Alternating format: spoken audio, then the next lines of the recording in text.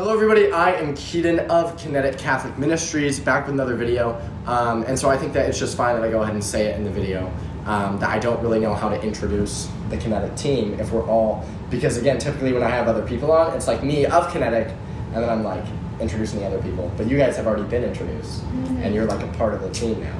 So, I don't know. We're the Kinetic team. Oh yeah. Oh yeah. Nora and Eduardo, which, by the way, you have a lot of support with your favorite candy. I don't know if you saw any announcement. Wait, what's your favorite candy again? Circus peanuts. See, that's the reaction I usually get. Okay. But a lot of people were supporting you. A good amount of people. Yeah. Maybe I need to retry them. So something that we want to talk about, something that we've got, kind of a suggestion, just have an open kind of discussion of it, like a couch talk, not scripted, just giving you our genuine thoughts. Is Generation Z, and as members of them, I think it's a very hot topic. Kind of problems facing them, difficulties, how we handle it, and obviously we as three people, number one, are not going to be able to represent the entire generation, but I feel we can give a fairly good insight. And number two, that when we dive into stuff like mental health and like overall problems on here, that we are not like experts who you should believe everything that we say, and I like to clarify that. Because these are just our thoughts, and we want to bring them to you as Gen Z Catholics. So what do we think is, when we talk about biggest problem with Gen Z, I think you mentioned this, there are two ways of looking at biggest problem facing Gen Z or biggest problem with Gen Z. So what do you think, I don't know, we can rotate, is the biggest problem facing Gen Z? I mean, I think that if you look at the statistics, they're a lot more depressed than previous generations. And as we know, the world is becoming more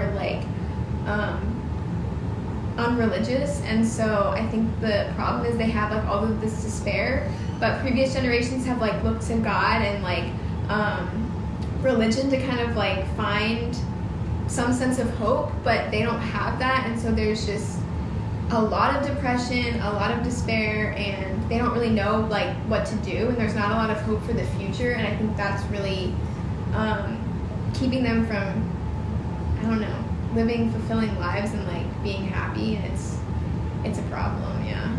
You do see a lack of meaning in the lives of a lot of people within Gen Z, and one of the problems that comes with that is that people need meaning, and so they search for it in other places that are not where it actually is.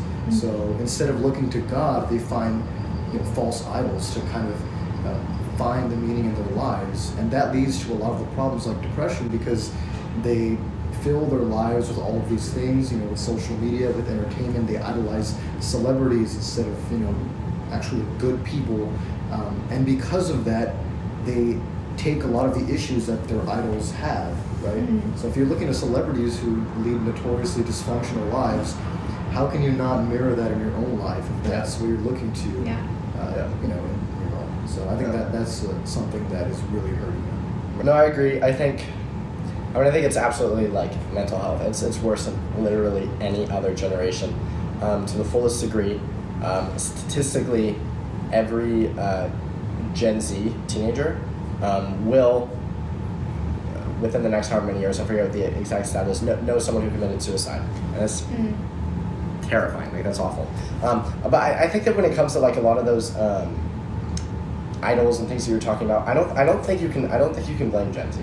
At all. I mean, obviously you can blame the individual person for not choosing God. Sin isn't. I'm not saying sin is something that can be excused, but I don't know. I think if any other generation was raised with an addictive substance in their pocket that we have all the time, I think they would be the exact same way. I really do. I think because it's one of my pet peeves when there are Catholics who will be oh, Gen Z is the most addicted to their phone and they're just on social media. It's yeah, because we were raised with it, because we were into that at such a young age, and because that's what everybody is. So you can't blame us. I don't think that's the way to approach it, because I think that can, I think that can only drive young people away when it's because ultimately we're not gonna be able to get rid of the phone. It's here, whether we like it or not, it's here. It's a part of our lives, and it's a way that we function in the world, so we have to figure out a way to use it responsibly and not just say, get rid of it.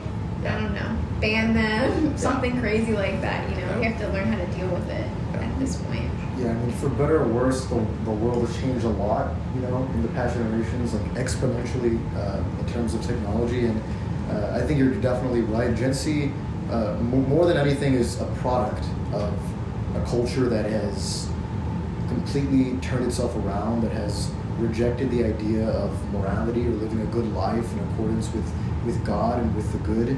And because of that, Gen Z they're victims of that depravity. And we honestly shouldn't be surprised when we see depression and suicide and all these issues that come along with losing God and not being raised around a culture that promotes good things. So what about some positives? We have been pretty Debbie Downer, but honestly, that's kind of expected. There's mental health is a big problem with Gen Z.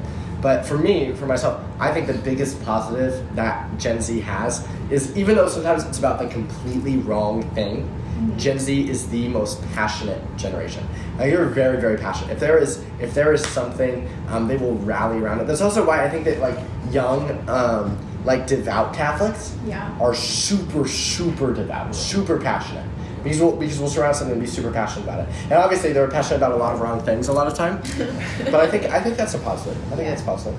I think that if channeled for the right thing can be a really big positive of Gen Z. Although zeal can get a little too much sometimes, even when it's oriented towards good things, I think that just the passion of Gen Z doesn't have to be something that's wrong. Right? I mean, they channel it to these wrong things because, like we said earlier, that's all they grew up with. But if they are shown the truth and shown a good way of life, I think that Gen Z can be the most adamant warriors of a good cause, right? Yeah. So it's important not to just brush it off as, oh, they're Gen Z, they're completely wrong, we need to reject them, because that can be overall used for good things. Right.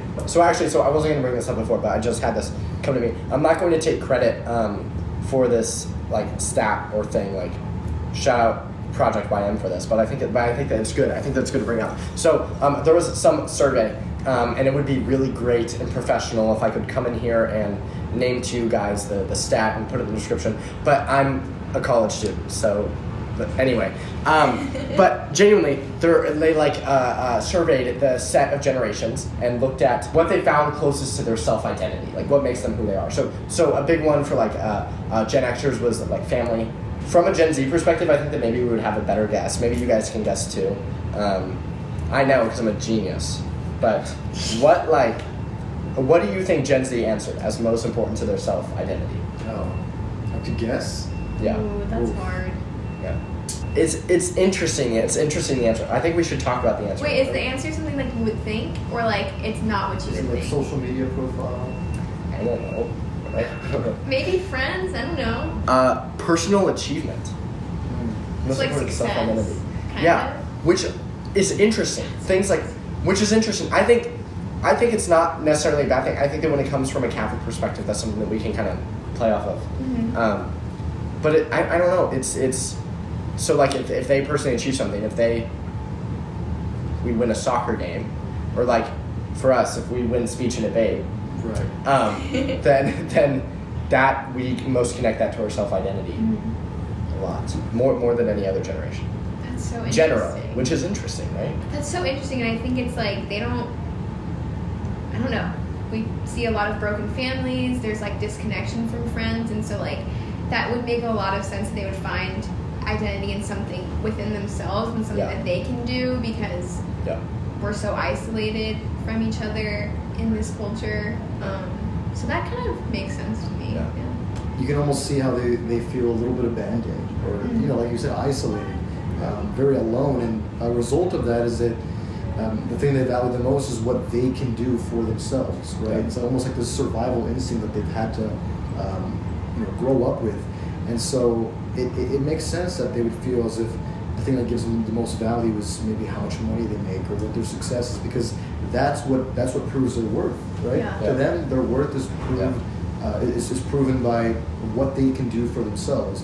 And though that can be a good thing, achieving good good things can be good, but it also can cause them to retreat into themselves a little bit, and maybe lose sight of humility or service to others and things like that. So that's something you can use, but also needs to be turned around a little bit, right? Yeah. I think that you can't blame it. I think it goes back to the passion thing. Honestly, if I'm super passionate about speech and debate, and I succeed in that, then I'm gonna relate to that a lot more for my personal identity than other generations. But I just think it's interesting. I think something else to bring up, I don't know if you guys have anything. It's just kind of from an adult perspective, how are we able to reach Gen Z through the Catholic lens, like through evangelization? What's like the goal to reach out? Because I mean, we do see it like Gen Z, they're leaving the faith when they get to college in mass numbers, right? I think it's for I think for college students, like every one person who enters the faith, 8 people leave it. So there's a lot of issues there. So I don't know. How can we reach Gen Z? Journey with them. I think you capitalize on the fact that, as we were talking about before, they're so hungry for meaning in their life, and I think you try and show them as much as you can that like this gives meaning, like the faith gives meaning to your life, and it gives you hope, and you don't have to live in despair. Rather than like leading with the morality, like I think that's gonna really turn people away because they don't want to change their lives, and so I think they have to find something worth changing their life for first.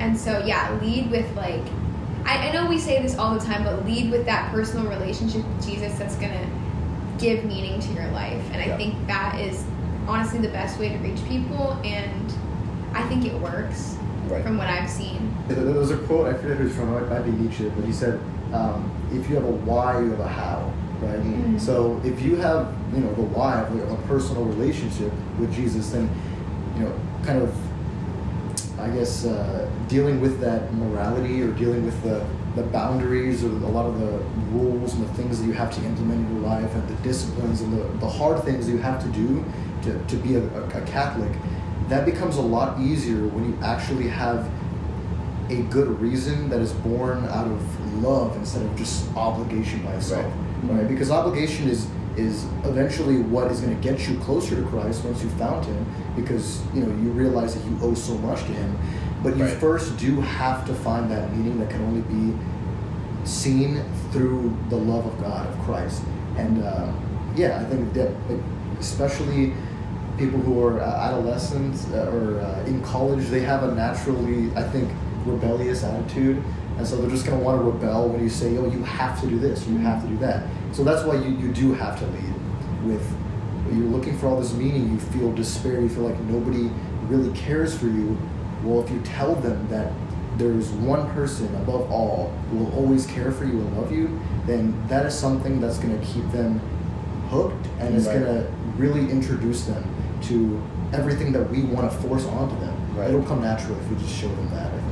Have you guys heard of the Catholic It's like when someone makes a good point, and then all the Catholics are oh, like forget it. You and I did that at the exact same time when I said something, and I just thought that was hilarious. We were like, if you have a why, you have a how, right? So if you have anyway, I think that you can't just throw doctrine at people without Jesus and expect them to get it. Or if they're super passionate about something, even if it's a passion that's wrong, I don't think that you're going to get people to the faith by coming in and invalidating a passion or personal achievement that they feel is closest to their self-identity. I don't think that's going to work. I think what you need to do is introduce them to the person of Jesus Christ, obviously, and that personal relationship. That's how you get people. The doctrine comes after. The doctrine comes with that. And so, I'm big on people don't convert because they're like, oh yeah, this teaching's great. You know what I mean? Like people convert because of Jesus. And so I don't know. I think that's a big thing in addressing Gen Z. And I think not being accusatory on that. Oh, they're all stuck on their phones. Yeah, can you blame us, dude? Oh, I don't know. So I just think, I don't know. I think those were some benefits. We're happy to answer your guys' questions. If you have any questions, leave them in the comments down below. Yeah. If you have any suggestions for future videos, I'm not going to stop personal apologetics altogether, and so we can throw those in there. But I think it's good that we have videos like this. We have more fun, lighthearted videos. We have all the jazz in between. So with more and more people, there will be people rotating throughout the videos. So I'm pretty excited. So yeah. And Eduardo and Nora are the first kinetic team to be in a separate you know what I mean, video. It's pretty neat. So I did warn Eduardo and Nora before this about kinetics excruciatingly long outro. But I think that it works because it's like they need the plugs, you know what I mean? And very little people are gonna watch to the end anyway. So it's like, Yeah. it's you guys should though. You guys should stay for sure. If you're already here, you might as well, right? So thank you guys so much for watching. Please like the video. Please click the red subscribe button down below and the button next to it. That way you get notified when we come out with new videos. Please share this channel video with your friends and family. Make sure that they know about Kinetic. Please check out the website, kineticcatholicministries.com. Your very own shop is on there. All the videos are up there. If you want to reach out to me about speaking engagements, that's up there. Please check out all 3 of our social medias. That's Facebook, Instagram, TikTok. Got it. Down in the description down below. And then once again, comment and say your topic suggestions that you might have for future videos, as well as prayer intentions, because I think we've kind of addressed today the internet can be a very bad thing at points. It can be very, very scary. I talked about that a couple of weeks ago also. But there's also a big upside to it. That being that we can have a Catholic community share the gospel with a click of a button that we couldn't before. And also, like, I have that community sense where if you have prayer requests, leave them in the comments below. People will read them. Yeah, thank you guys so much for watching. Once again, this was Keaton of Kinetic Catholic Ministries. And then Nora and Eduardo, actually of the Kinetic team. Not just like guests, not just like pulled in here, but like in it. That's pretty neat. All right. Thanks for watching. Yeah, we have class soon, unfortunately. But thank you guys for watching. You guys should relax. Don't remind me. So thank you all for watching. This was Keaton, and we'll see you all next week. Hi, Rio.